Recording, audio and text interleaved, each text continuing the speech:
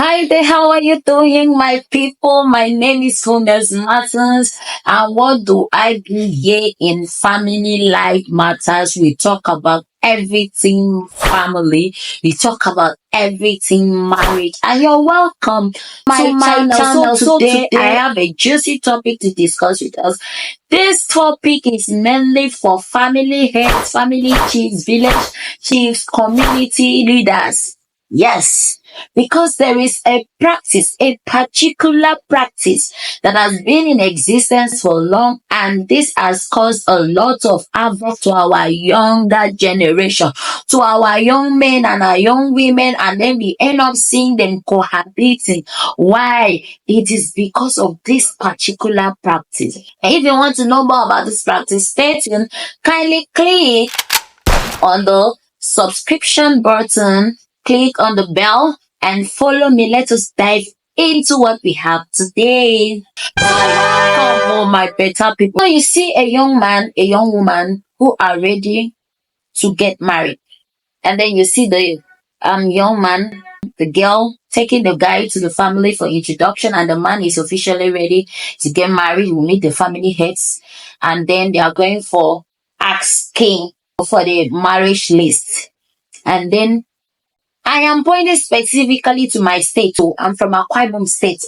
And if you come across this video, I'm not pointing that we are wicked, but I want us to amend our ways. So that sometimes we'll be thinking that it is Satan that is doing us. Meanwhile, some of us, it is the kind of family that we came out from.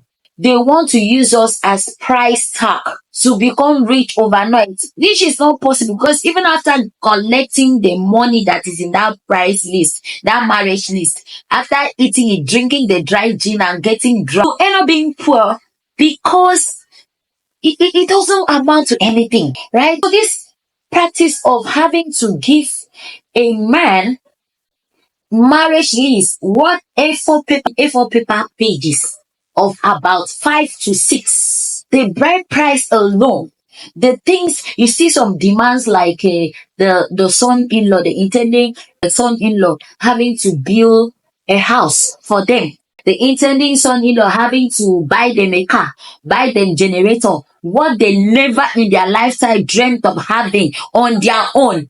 And then they will bring all this demand on a young man, maybe who just graduated from school, just got a job and is trying to settle down to form a family. And then you're bringing this unrealistic demands, and this end up making the young man to be discouraged.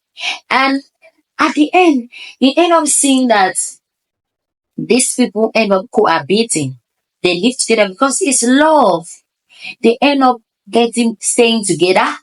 The woman starts having children, and they end up, should I say, sinning against God, because normally they are supposed to get married officially, legally, and biblically. They are supposed to be honored, be blessed by their parents. But because of uncles, aunties, family heads, chiefs, kinsmen that never even contributed to this lady's upbringing, they will be the one to come and decide, make the marriage list that will discourage, that will weaken the young man. And the young man, instead of, maybe some of them, they end up cohabiting, some of them, the man will end up saying, I beg, I think I cannot continue with this. They will break up the relationship. And they all end up marrying from family that are considerate. Our chiefs, our family heads, the younger generation, let's know that we are not selling our children off. So you see some families, after the guy had gone through the stress of having to pay all those things, you will still expect that young man to come and support your family, to come and assist you. But when you were giving him unrealistic demands, you never thought of the relationship after that demands. Please, I am saying this, it is a message. I've seen our young ladies who are up to the age of getting married, they are cohabiting, they are started giving birth to children because the young man, the man they met, or the men they met, couldn't afford the demands in the marriage list. So they had to do what? They had to start having a family without doing the rightful thing. I think it is high time that family, mothers, fathers, you are not selling your children off. Nobody was there when you were training your children. It was just you, your husband, and the kids. When it comes, my daddy, I told my daddy when it was that time. When my husband just graduated from school and I was still a student. And this man, those people came with lists. As a day that was 2015, they came with marriage list that was when my husband saw it, he was like, I don't think I can proceed. I don't know where to start from.